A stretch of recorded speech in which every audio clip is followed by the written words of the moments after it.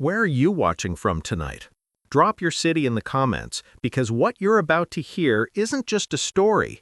It's a reminder that even in the quietest corners of America, ordinary people carry extraordinary dreams, waiting for one moment, one spark to finally ignite.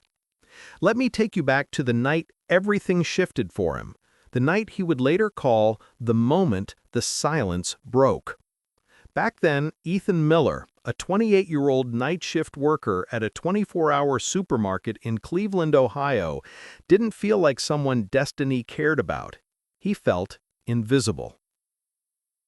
Every night at 10 p.m., Ethan walked through the sliding glass doors of Lakeside Supermart, nodded to the security guard, grabbed his barcode scanner, and blended into the neon-lit aisles few customers ever visited that late. He worked when the world slept. He lived when the world worked. He chased dreams during the thin hours in between. And his dream? Not money, not fame, just a microphone, a melody, a moment. Ethan loved singing in a way he didn't know how to explain.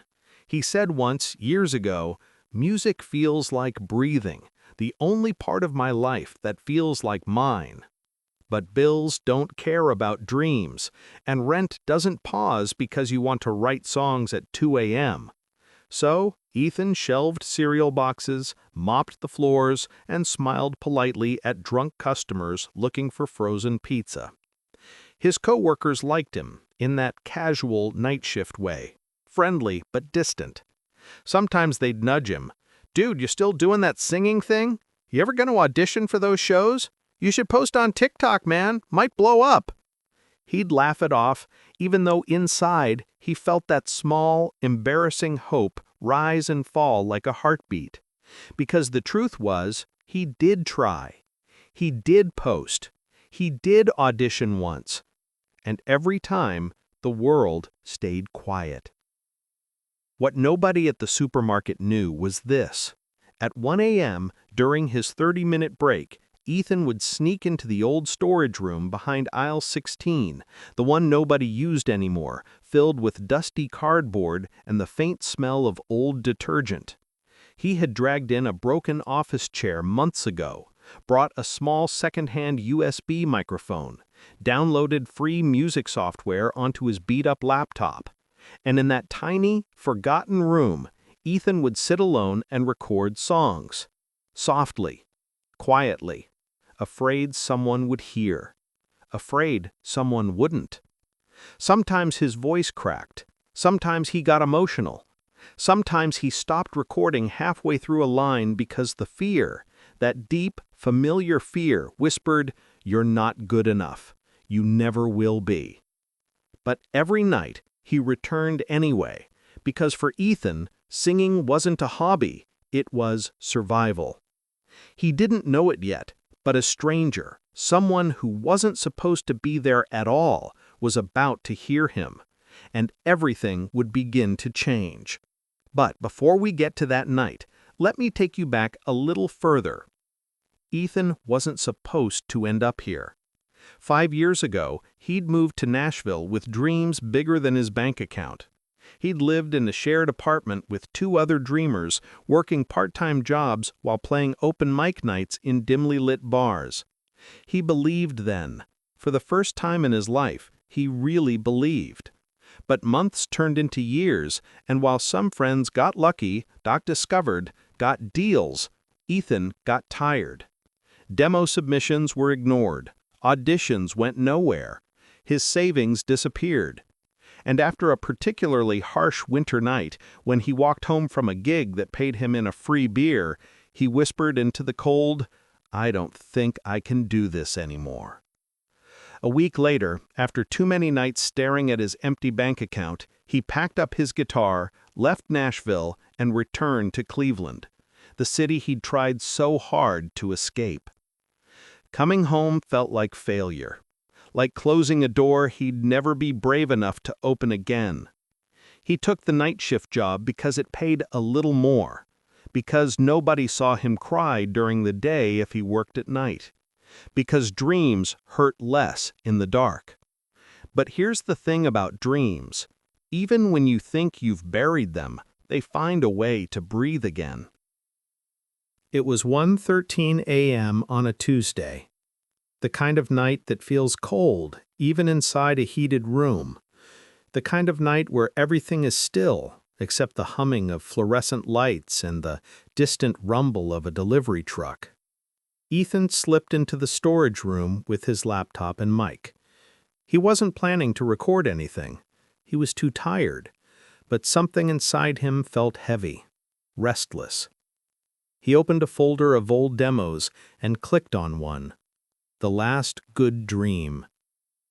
A song he wrote years ago in Nashville, the night before he gave up. He hadn't heard it in months, maybe years, but tonight he sang it again.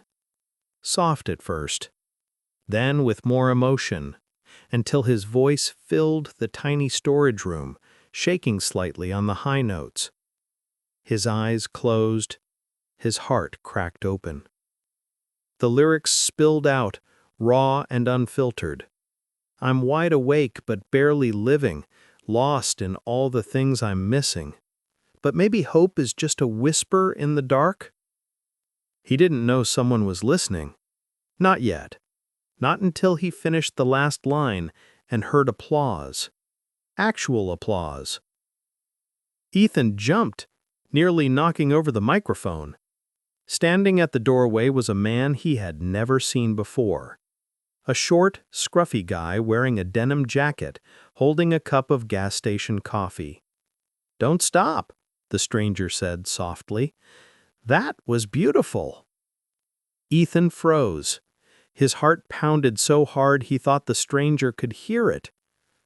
"Sorry," Ethan muttered. You shouldn't be back here. This room's off limits."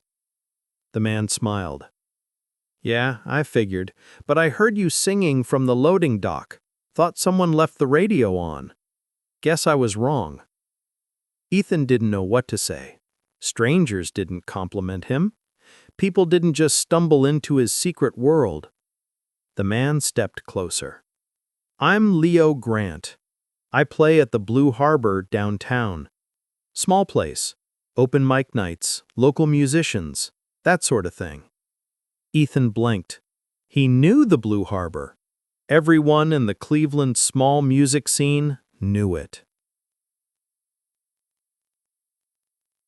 Leo continued, "And I think you have something real. How long you been singing?" Ethan hesitated. "All my life," he whispered. Leo nodded. "It sounds like it." He looked around the dusty storage room, then back at Ethan. "Listen, I don't want anything from you. I'm not offering some fairy tale record deal. But if you ever want a place to perform, a real place, come by the harbor. Tell him Leo sent you." Ethan stared at him, unsure whether to laugh, cry, or run. Perform? On a stage? After all these years? Leo seemed to sense his doubt. "Think about it," he said softly. "Sometimes life gives you one more chance right when you stop expecting it." Then he left. Just walked away, like he hadn't just cracked Ethan's world open. For the rest of the night, Ethan couldn't work. He kept replaying the moment in his mind. A stranger heard him. A stranger liked his voice. A stranger invited him to perform. For the first time in years, Ethan felt the whisper again.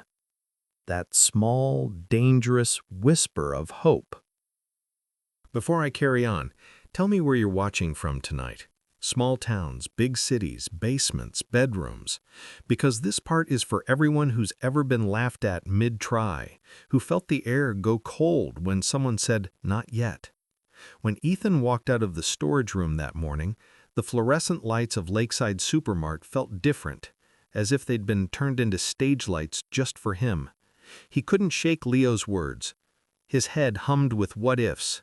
Come by the harbor. One more chance. That week he replayed Leo's invitation like a song chorus. During stock shifts, his hands moved on autopilot, while his mind planned outfits, what to wear to an open mic, how to sound less like a scared kid and more like someone who belonged on stage. But the thing about hope is it's loud when it first arrives and then it gets quieter when reality shows up. The week was full of reality. Ethan worked double shifts to cover rent. His feet ached. His voice felt raw from singing in the storage room, and he worried about what a real crowd would think. The Blue Harbor only hosted a few dozen people on a good week. It was intimate, smoky, lampshade lighting, wooden stools with drinks sweating on the tables. It invited confession, not applause. Perfect, Ethan thought. Terrifying. When he finally walked into the harbor that Friday night, the room smelled like spilled beer and garlic fries. A drummer practiced a slow shuffle in the corner. People chatted, someone laughed too loud. Ethan's palms were sweaty against the strap of his guitar case. He told the bartender he was with Leo. The bartender nodded, waved him toward the back, where Leo stood by the stage, face half hidden in shadow, a cigarette in his fingers. "You made it," Leo said. His voice was softer than the smoking neon sign. Ethan's mouth felt dry. He wanted to say something brilliant, something that would explain why he'd been gone from music for so long and why tonight would be different. He said nothing. He sat on a bar stool and watched the open mic. Acts came and went. A spoken-word poet, a college kid who sang about heartbreak with way too much reverb, a woman with a ukulele who made the room quiet in the kind of way Ethan remembered wanting to do years ago. When the MC called his name, Ethan's world narrowed to the stage, the single spotlight, the pair of eyes at the bar that seemed to judge him for every inhalation. He walked up, fingers trembling, fingers that had stacked cereal boxes for years but now held nylon strings. The mic was at the perfect height. The room took a breath with him. And then, 90 seconds into his song, his guitar string snapped. Not broken in a gentle way. The high E snapped with a sound like a small gunshot. The note died. The chord collapsed. For a second, time stopped. The bartender paused. The drummer's hands hesitated on the sticks. Someone coughed. Ethan felt his face heat up like a warning sign. He made a joke he didn't mean. Guess she didn't like the chorus, and tried to continue on the lower strings, but his fingers had panicked. The rhythm stumbled. The melody lost its place. He could hear his own voice wobble where it had once known the route. The applause when it came was polite. The room was kind, not cruel. But if you've ever been in a place where you were trying to ask the world for something it didn't owe you, you know what polite sounds like. It sounds like doors closing in the distance. Ethan walked off stage and sat at the bar, and the weight of it all hit him. He felt small like a single coin on the sidewalk after a rainstorm, like a failed poet whose only poem had been eaten by a gutter. Leo joined him and slid a bottle of water toward him without comment. "String," Leo said simply. "You want me to fix it?" Ethan shook his head. "Maybe I'm not cut out for this." "You did better than you think," Leo said, grabbing a napkin and tightening his strap. "Strings snap. People forget the best moments have cracks in them. You okay?" Ethan wanted to say he wasn't. He wanted to say that this was the last time, that he should quit and save himself the embarrassment of trying to be something he wasn't. He wanted to get back to a life where bills were straightforward and failure didn't echo so loudly. The word "too late" hummed in his head. Instead, he stayed silent. He took the water, thanked Leo, and for reasons he couldn't explain later, he stayed until the end of the night. He listened to the other performers, watched people crowd the stage, and saw couples hold hands in the back. He saw a child, maybe 8, clapping wildly for a musician who had just sung in a voice older than his years. He remembered being that child once before the bills and the decisions and the endless weighing of what to keep and what to let go. After the crowd thinned and the cleaning staff started whistling, Leo leaned over and said, "You got a sound, man. Messy, but honest. Come back next week. Bring a spare string." And that's how it started. Not with an audition applause, nor with a manager's card, but with a second chance and a string to replace the first.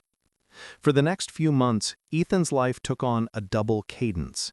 Nights at Lakeside, then the harbor. Work, sleep, rehearse, repeat. He practiced like someone rebuilding a house after a storm. Careful, slow, patient. He pulled old notes out of drawers, rewrote lyrics, learned to listen to how people reacted to lines. He learned to breathe when the crowd held their breath. He learned how to make a chorus land without yelling for attention. But it wasn't smooth. There were nights he overslept and missed the mic slot. There were nights he played to empty tables. There were reviews, honest, sometimes brutal, from other musicians he respected. Tighten your harmonies, lean into your rasp, own your breath. Each line cut like a precise law meant to make, not break. He worked with a small circle of musicians Leo introduced him to. A jazz bassist named Marlon, who taught him rhythm subtly. A singer-songwriter named Jess, who showed him how to write a bridge that didn't sound like a shrug. A sound engineer who told him the first thing a microphone hears is your heartbeat. Slowly, incrementally, a change happened. His hands hardened in the right places, his voice stopped wobbling on the phrases he used to choke on. He learned how to end a line and make the room lean. He learned how to read faces in the second row. People noticed. Not in a headline way, not yet. But in the harbor, on Thursdays when the community crowd swelled and friends dragged friends in, someone filmed a short clip on their phone, a shaky, honest video of Ethan finishing a song with a long, held note that made the bartender stop mid-wipe. The clip was nothing special. It was raw, dimly lit, not polished. It was exactly the kind of thing that could live forever in a feed no one checks. Leo posted the clip to his modest social page with a caption that didn't flatter and didn't oversell. Saw someone tonight worth listening to, Ethan Miller. Check him out next week. For 2 whole weeks, nothing happened. Then one evening, the clip got shared by someone who ran a small Cleveland music blog. The blog mentioned Ethan's name in a paragraph about hidden voices and the city's slow, steady music revival. The paragraph was humble. The article had a few dozen likes. Then a local radio host caught it and played the clip for 5 minutes between songs on his late-night show. A listener texted in, "Who's that? Play more." And then, in the quiet way the world sometimes changes, a handful of people who had been searching for something honest in the music scene bookmarked his name. It was, by any measure, a small ripple, but ripples become waves if you keep pushing them. Ethan didn't wake up famous. He didn't get a call from a label. He kept his night shift, still stocked the same shelves, still took the same 7 a.m. walk home. But there was now a slight difference. Strangers started recognizing him at the harbor. People came to his Thursday sets expecting to be moved. And on rare nights, a small group of 20 or 30 stayed after the set to ask him questions, to tell him how a line in his song reminded them of a lost person, a mourning, a memory. For Ethan, that was everything.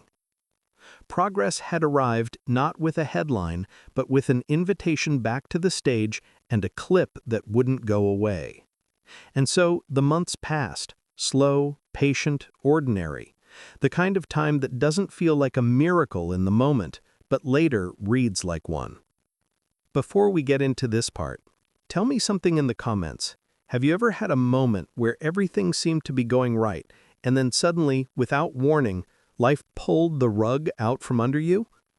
Because that's exactly what happened to Ethan Miller, and it changed the direction of his story more than any song ever could.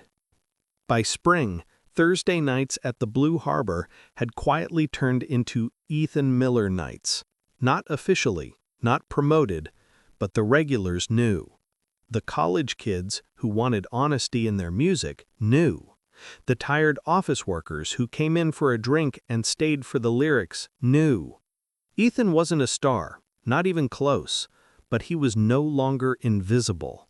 A small local journalist wrote a column calling him the voice that hugs you. The harbor put his name on a chalkboard outside, just chalk, but to Ethan it felt like neon. He was gaining momentum, slow, uncertain, but real. But momentum means nothing when life has its own plans. It was a Tuesday, one of those normal, forgettable Tuesdays where you don't expect anything to go wrong. Ethan had slept 2 hours after his night shift, then planned to work on a new song before heading to the harbor to rehearse with Jess and Marlon. Then his phone rang. Unknown caller. He almost ignored it until a shaky female voice said, "Ethan, it's my mom. It's about Dad." His father had collapsed at work that morning. A cardiac arrest. Sudden, unpredictable, without warning. By the time Ethan reached Fairview Hospital, the news was already decided. His father was gone. Just like that. A man who had been strong, stubborn, hard-working, a man who had raised him on late-night radio and Sunday pancakes, a man whose approval he always quietly hoped for. Gone. Ethan stood in the hallway staring at the white tile floor, feeling like the world had become too still, like the walls were listening to his breath shake. His mother hugged him, crying into his shoulder. Nurses passed by with solemn looks. Someone in the next room coughed softly. The world continued, disrespectfully, as if nothing had changed. But something had changed. Everything. For the next 3 weeks, Ethan disappeared. From the harbor, from music, from everything. Funeral arrangements, paperwork, bills his father had handled, a house full of half-finished stories, old photographs, and the smell of aftershave still lingering in the bathroom. Ethan felt himself sinking. Music, the one thing that had always kept him breathing, felt wrong now, disrespectful, pointless. Whenever he picked up his guitar, the strings felt foreign. Whenever he tried to sing, his throat tightened. Jess texted him. Marlon called. Leo stopped by the supermarket once and waited 20 minutes just to tell him, "Take your time. We're here when you're ready." But Ethan wasn't ready. He wasn't sure he ever would be. The night shift crew noticed the change in him. Quieter, darker circles under his eyes, slower movements, fewer jokes. He looked like he'd walked out of a hurricane and hadn't realized it yet. Even the storage room, his sanctuary, stayed untouched. The chair gathered dust, his mic sat untouched on the box. It scared him how easy it was to let go of the one thing he loved. One night, around 4 a.m., while stocking canned soup, Ethan overheard 2 coworkers talking in the next aisle. Wasn't he the guy who sang? Yeah, guess he quit. Typical. Happens when people realize dreams don't pay rent. They laughed. It wasn't meant to hurt. They weren't talking to him. They weren't trying to stab old wounds.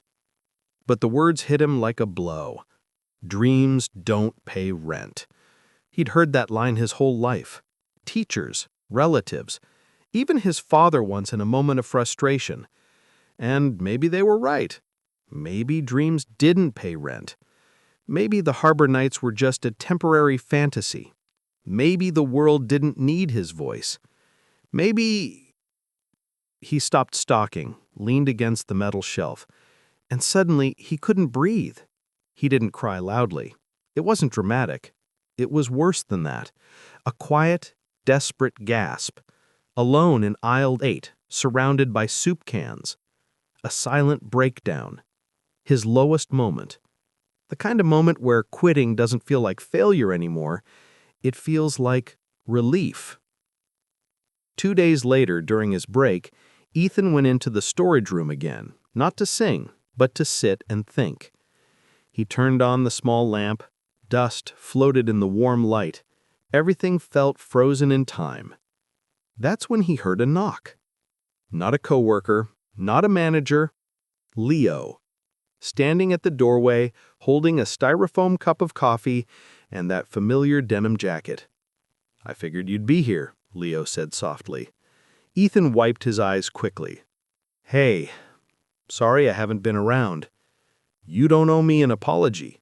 You lost your dad. Take all the time you need." Ethan nodded, staring at the floor. Then Leo took a step inside. "You know, the first time I heard you sing, I thought, damn, this guy feels everything he's saying. And that's rare. Most singers just make noise. You make people feel." Ethan's voice cracked. "I don't know if music fits in my life anymore." Leo sat on the dusty chair across from him. "You know what grief does?" Leo began. "It takes the world and shakes it until everything familiar looks different. Songs feel wrong, food tastes weird, time moves in slow motion. It's not your fault. It's grief." Ethan swallowed hard. Leo leaned forward. "But you know what else grief does?" he continued.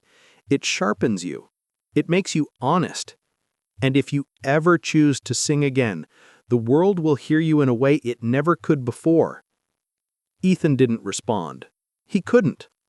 Leo stood to leave. "One more thing," he said quietly. "You don't have to sing for the world right now, but sing for him. Sing for yourself. Sing because your father might not get to hear you again, but he damn well would have wanted to." When Leo walked away, Ethan stayed frozen in the room for a long time. Half an hour, maybe more. Then, almost unconsciously, he opened his laptop, plugged in the mic, took a deep breath, and sang the opening lines of a new song. Hesitant, trembling, breaking. A song about loss, about fear, about trying to hold on to a dream with bleeding hands. He knew it wasn't good. He knew his voice cracked too much. He knew his pitch wobbled. But he also knew something else. For the first time in weeks, singing didn't hurt. The next Thursday, the Harbor crowd gasped when Ethan walked inside. Jess ran to him and hugged him. Marlon slapped his back and said, "Glad you're breathing again, man." Leo simply nodded from the stage, a look of quiet pride in his eyes. When Ethan got up to sing, he didn't pick a happy song. He didn't pretend everything was okay. He sang the new one, the raw one, the cracked one, the one born from grief. And something happened in that room. The crowd got silent. Not polite silent, sacred silent. The kind of silence where even the bartender stops wiping glasses. People listened, really listened, and somewhere near the back, someone recorded it. Not the whole song, just the last 35 seconds. A shaky clip, no fancy angles. Just Ethan, eyes closed, voice trembling on a line he barely got through. "I'm still here, somehow. Dad, I'm still here." The clip ended with the sound of someone in the audience quietly crying. No applause, just emotion. And that small clip, that imperfect, unpolished clip, would soon begin the next stage of Ethan's journey. Before we dive in, tell me in the comments, have you ever seen a tiny moment, a single clip or comment or coincidence change the course of someone's entire life? Because that's exactly what happened next. The shaky 35-second video of Ethan's song sat on a college student's Instagram story for hours before anyone noticed it. Just a dimly lit stage, Ethan's trembling voice, and those final raw words, "I'm still here, somehow." But around midnight, while Ethan stocked canned fruit at Lakeside Supermart, the story got reshared by a local music page, then a grief support account, then a Cleveland poetry group, then a small radio host, then someone who just lost a parent. The clip spared not because Ethan sounded perfect, but because he sounded human. People commented things like, "Who is this guy? I felt that in my chest. Someone tell me where he performs. This voice sounds like losing someone and learning to breathe again. And although the clip didn't go viral in a worldwide sense, in Cleveland, it exploded. The next Thursday at the Blue Harbor, Ethan walked in and froze. The crowd was double, triple. People filled the bar, the booths, the stairs. A few sat on the floor near the front of the stage. Some held their phones like they were waiting to record history. Jess shoved her way through the crowd and grabbed Ethan's hands. "You're trending! Not like national viral, but Cleveland viral. Enough that the Harbor is calling you their Thursday night voice." Ethan blinked. This can't be real. Leo appeared beside them, arms crossed, smiling faintly. "Well, looks like your break room concerts are paying off." When Ethan walked on stage that night, the room erupted. Not superstar applause, not stadium cheers, but something deeper. Recognition, appreciation, the sound people make when they've been waiting for you. His hands shook on the first chord. His throat tightened on the first line. But as the song went on, something happened that he didn't expect. The crowd sang with him, softly. Not yelling, not overbearing, just gently, like they were carrying him through the parts he was scared to carry alone. By the last song, Ethan had tears in his eyes. He wasn't embarrassed, he wasn't apologetic, he wasn't invisible. And that night, after he stepped down from the stage, a woman in her 50s walked up to him, tears streaking her cheeks. "My son died last year," she said quietly. "But hearing your song, it made me feel close to him again. Thank you." Ethan couldn't speak. He just hugged her. Because for the first time in his life, he realized music wasn't about the perfect performance. It was about connection. The next 4 months weren't glamorous. They weren't easy, but they were real. Ethan gigged twice a week, performed in cafes, bookstores, tiny community halls, college lounges, and open-air events. Not for fame, but for experience. He learned to handle rude crowds, broken mics, late payments, and sets where only 7 people showed up. He learned lighting, breath control, pacing. He learned to talk on stage without shaking. He balanced all of it with night shifts. No sleep, no days off, just slow, steady grind. He'd wake up at noon, rehearse until 4, perform at 6, work at 10, record in the storage room at 2 in the morning. And little by little, his voice sharpened. His confidence grew. His story spread. Strangers came to his shows. People recognized him at the supermarket. Someone even asked him to sign a napkin. But Ethan didn't let it go to his head. He remembered Nashville. He remembered the cold nights of almost giving up. He remembered the aisle 8 breakdown. He remembered why he started. He was building something this time, slowly, deliberately. One night, after a packed Harbor set, Leo handed Ethan a folded flyer. "You should apply," Leo said. Ethan opened it. Cleveland Rising, featuring local voices, 200-seat community concert event.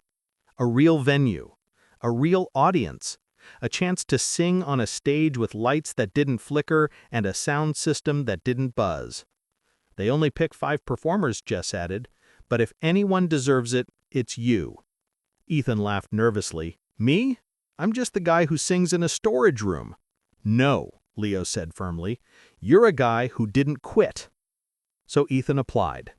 He didn't expect anything, but a week later, he got an email. "Congratulations, you have been selected for Cleveland Rising." Ethan dropped the phone. His hands shook. His chest tightened. He was going to sing for 200 people. Not for fame, not for a career, but because he had earned it, piece by piece, note by note, night by night. On the night of the show, Ethan stood backstage, his guitar across his shoulder, his heart pounding like a drum. The venue buzzed with conversation. Seats filled. Lights dimmed. Someone in the audience whispered, "I hope he sings the grief song." Ethan took a deep breath. Leo stood next to him. "You ready?" Leo asked. "No," Ethan admitted honestly. Leo smiled. "Good. Only liars say they're ready. Go shine anyway." Ethan walked out. The moment he stepped into the light, the entire room fell silent. He opened with a soft song, one he wrote in the storage room months ago. The crowd leaned in, listening, breathing with him. His confidence grew with each chorus. Then he looked at the front row and froze.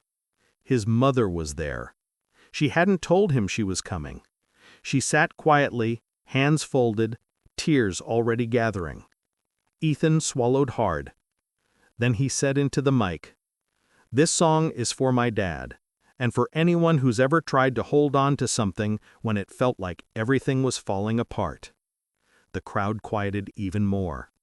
And Ethan began to sing the grief song, the one that had cracked something open inside him, the one that had brought strangers together, the one that had reminded him he was still here. His voice shook, his breath wavered, but he didn't stop. He sang with everything he had left, every wound, every memory, every broken piece. And when he reached the final line, "I'm still here," something extraordinary happened.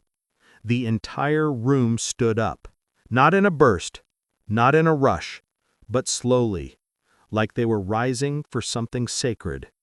A standing ovation. Ethan had never imagined that sound. He'd never expected it.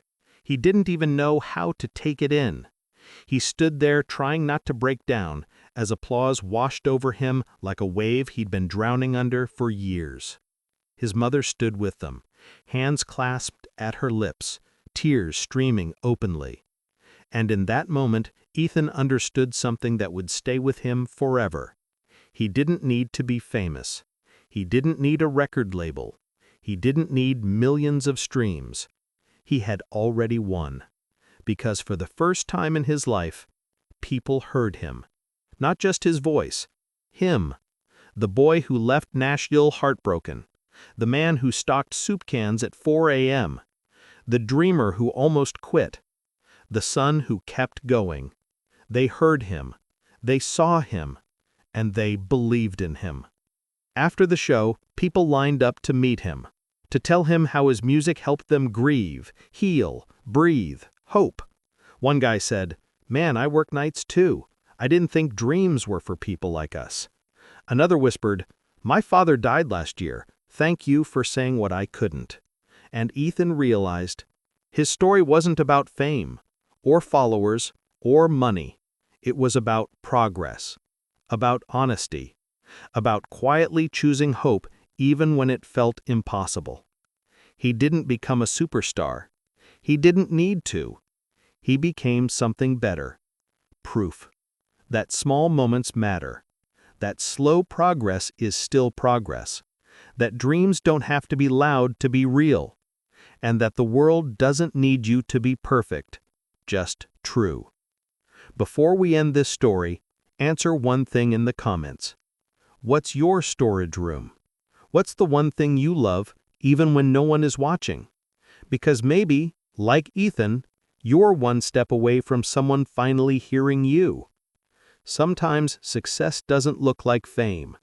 Sometimes it looks like 200 people standing for a man who never stopped dreaming. And sometimes progress is enough.